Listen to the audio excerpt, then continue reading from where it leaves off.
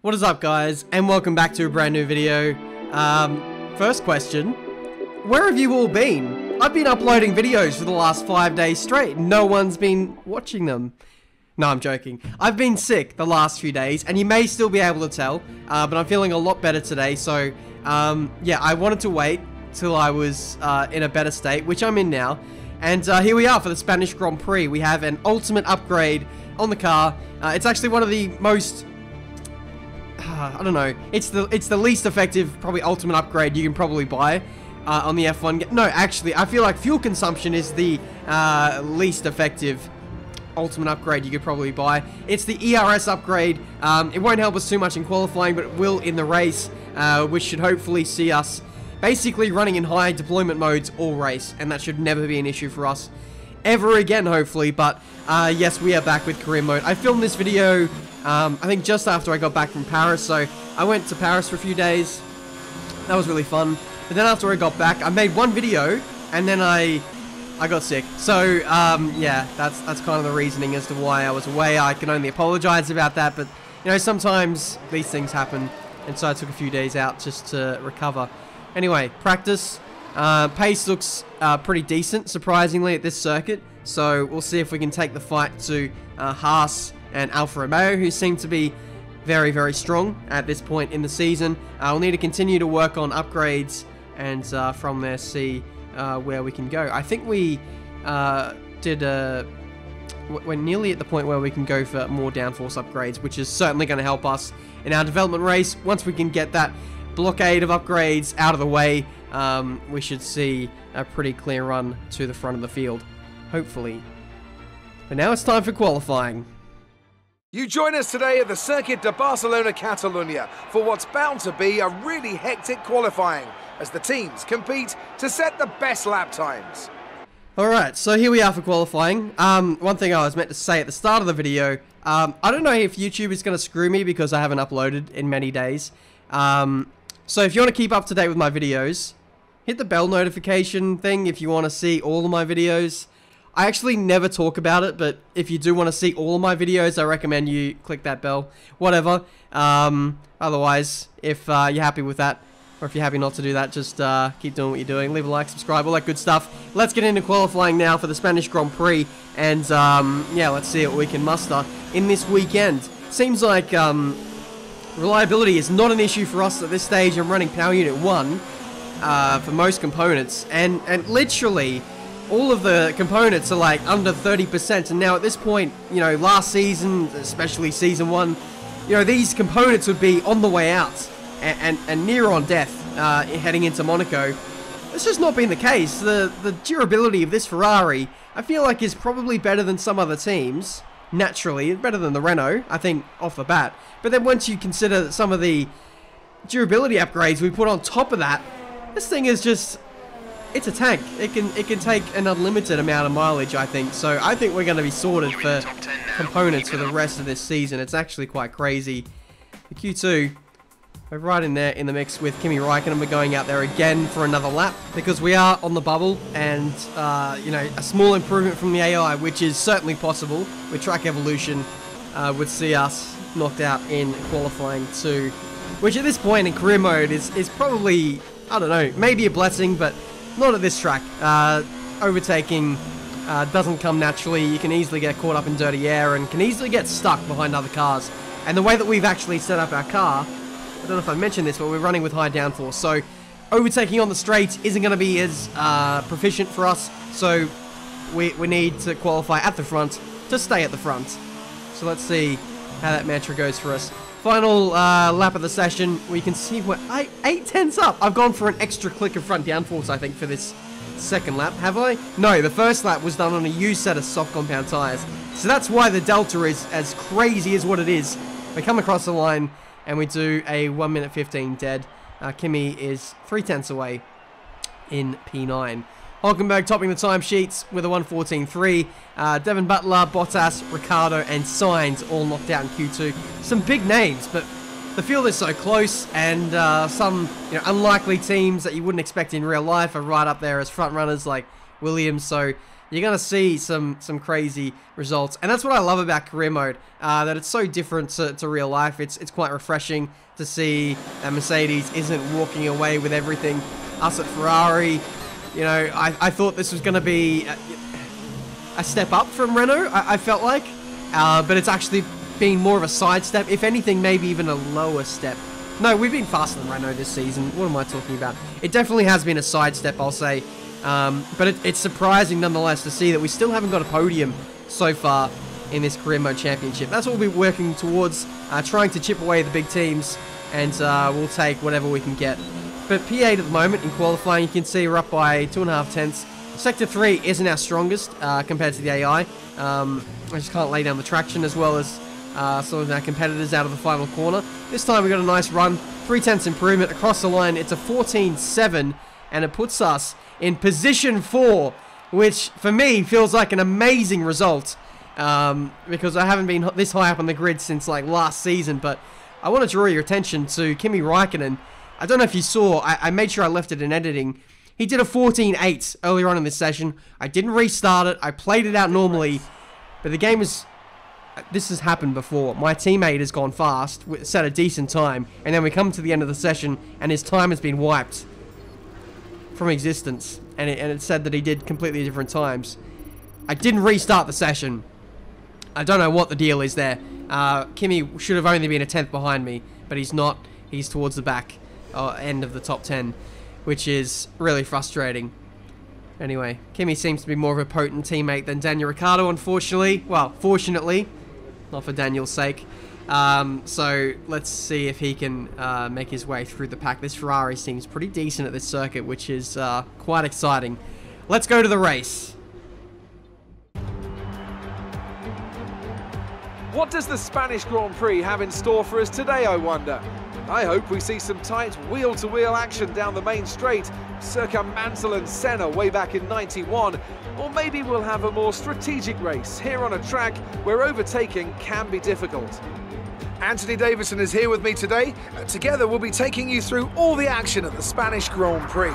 It can be hard for the cars to follow each other closely here due to all the dirty air coming off the car in front. So perhaps we're looking at a more strategic Grand Prix. What do you think on that one, Ant? I'm not too sure about that, Crofty. Yes, it's hard to follow, but if you're brave on the brakes and willing to commit, there are definitely opportunities to be had here, like down into turn 10 after the DRS zone, for example. I don't think this is a race that's going to be decided purely in the pit stops. We shall see about that one, Anthony. Welcome, guys, to the Spanish Grand Prix. We are laying... We're not literally laying on the grid. I'd be a bit worried if I was a driver and just having a bit of a nap before the race start, but... Hey ho, if that's the way you want to go, then be my guest. But yes, it will be a difficult race, or a difficult track to overtake on. That's why I'm so happy to be at the front here today. I'm really going to get the elbows out against some of the guys behind me. We do have Sebastian Vettel behind me, championship contender. Kimi Räikkönen, Lewis Hamilton, we also out-qualified him. So a lot of big guns we managed to out-qualify today. So we certainly got our work cut out for us. 5 red lights and away we go for the Spanish Grand Prix. As always, it's been a fantastic start. Absolutely sublime. Side by side into turn 1 with Max Verstappen. Let's see if we can get Vettel back. No, we can't. We're going to settle into P5 and see what we can manage with this Ferrari and see what the new Ultimate ERS upgrade will do for us. I noticed when I was doing some long running in Friday practice that I was just able to run in high deployment mode all the time, and my battery never depleted below 75%. So I'm pretty confident that we're going to be able to run in maybe hot lap and overtake on the straights, as well as high deployment through all of the twisty bits. It's a technical term, look that one up. Around the outside of Sebastian Vettel. Yes, he does. And he lets us through, but it's an illegal overtake.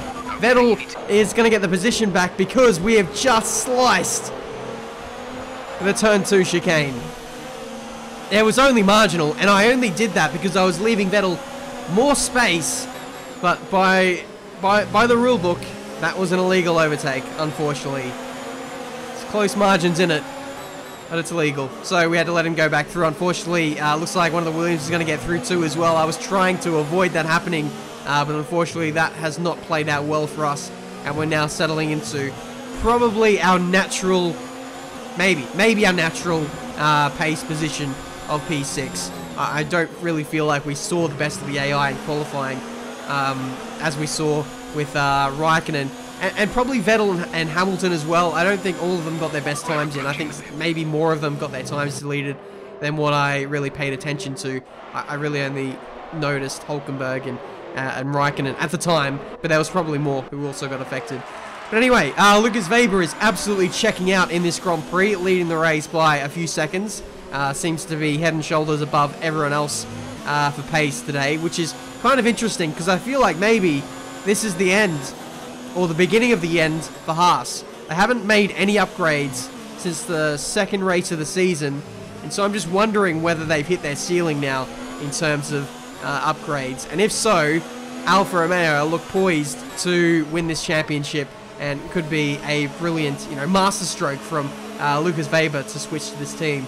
I did question him leaving Haas at the end of last season, but now it's starting to make sense. We've got a yellow flag on the start-finish straight. I think it's one of the Renaults. Is it my teammate or is it Gasly? It is a very sad Australian. Please do not turn across someone on the racing line. And we saw how well that ended up in episode 3 or 4. Jeez, what a throwback that is. 40 episodes ago, probably like 2 months ago. We've come a long way since then. A lot of episodes in such a short space of time. We will not have another break like we just had. I will make that for damn certain. Anyway, we can see just a running look at the order. Some of the guys in front of us. There is a bit of a train starting to emerge. We're catching up to people who started on the medium tyres. So a lot of mid to lower field runners in this race. Let's see if we can get around the outside of Sergio Perez. No, that doesn't work. We're going to see if we can get him back on the straight as Vettel and Stroll tangle for P10.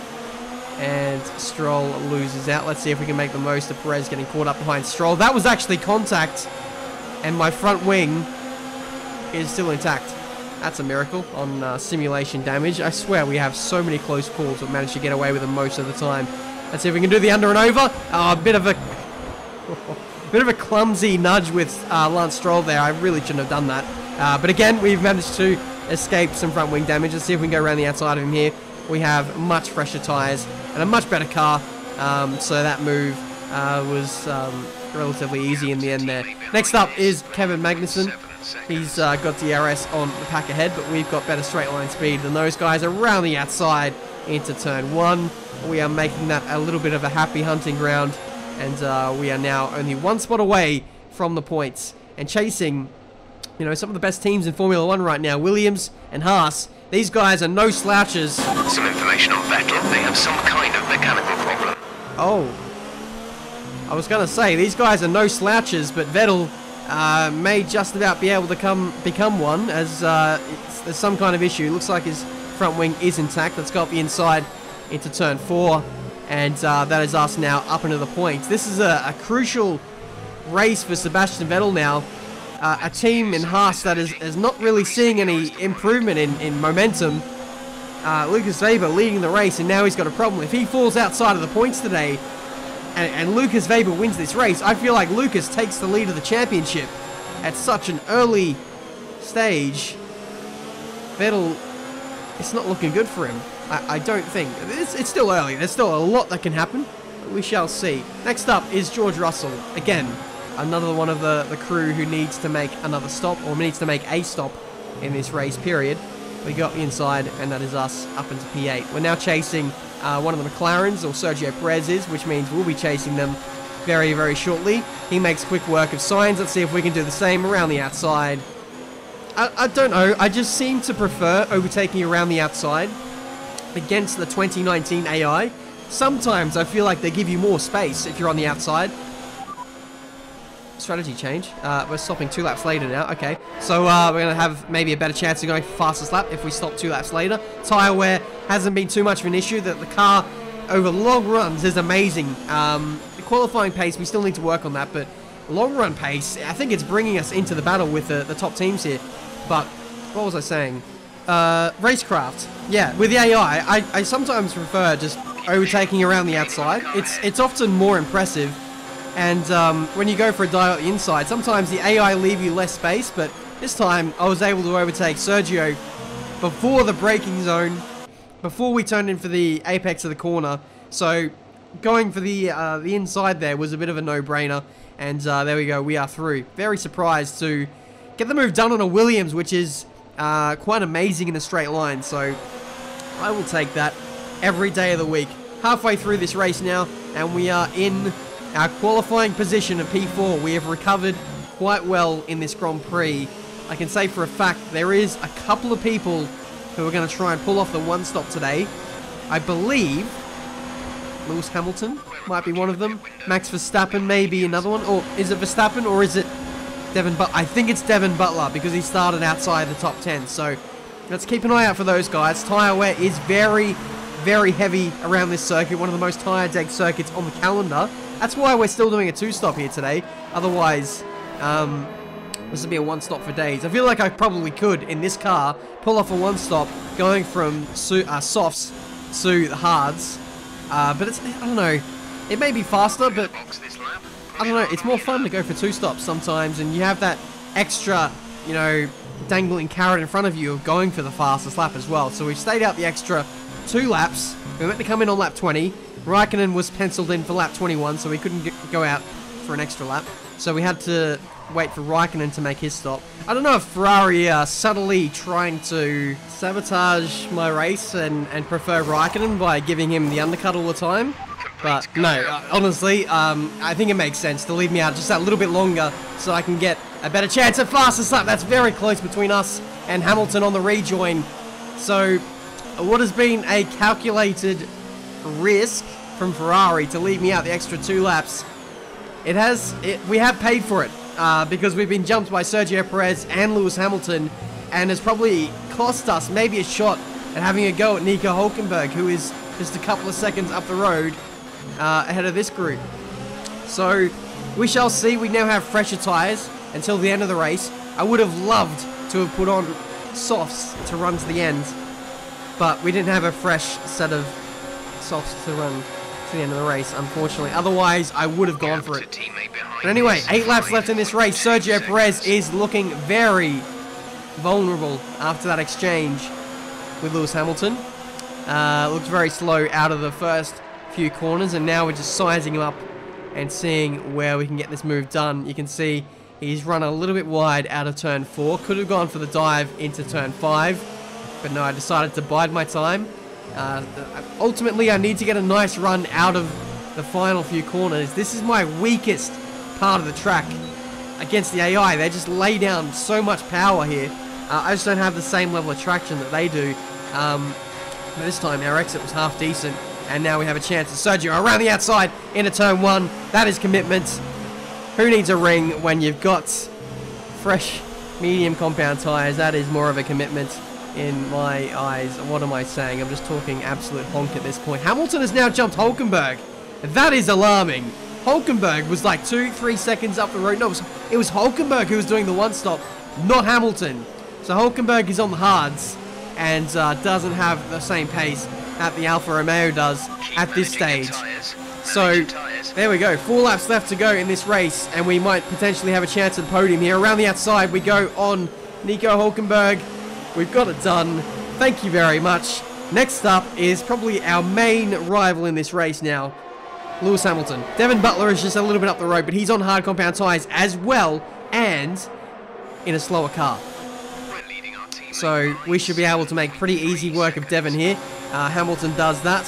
Can we get him at the same corner though? Devin goes defensive. He makes it relatively easy for us because we were able to stick it around the outside through turn 1. Have the inside for turn 2. Better tyres, better car. Job done. Kvyat gets in the way of Hamilton, which definitely interrupts his run. I don't know if he got some front wing damage off of that. I don't think he did. So it is happy days for Hamilton, and he can press on with this race with just under 3 laps to go. It'll be 2 after he crosses the line in a couple of seconds.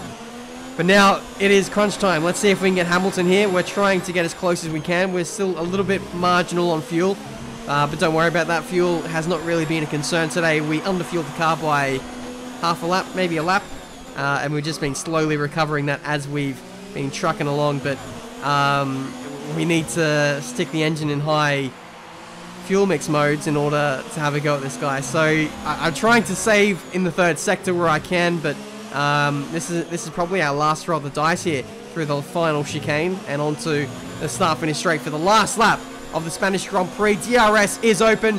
Let's chuck this thing into overtake and see what the Scuderia can do for us. In the slipstream on our sister teammate Lewis Hamilton up the inside into turn 1. We've not really done that too much this race, but we get it done into P3. We are on the podium on the last lap of the Spanish Grand Prix. What a move that was. Absolutely crazy. He goes defensive slightly to the inside, and we went full send up the inside, and we got the job done. We are now in a podium position with just under a lap to go in this race. Here's the replay. Hamilton going defensive. Was a little bit worried that a crash was going to happen because I have said that the AI leave you less space up the inside. You need to make sure you are more than past the B pillar of their car. F1 cars don't have B pillars, but you got to make sure that you are pretty much in front of them. Otherwise, you are getting turned in on. But anyway, Lucas Weber wins this race. Big shock. P2, I think, goes to Charles Leclerc, who is the best part of 8 seconds up the road. And Haas is nowhere to be seen. Very alarming signs. Their reign in this championship could well be over, but it's a podium for Ferrari. Thank you for all your hard work out there. That was a strong drive and a good finish. Well done.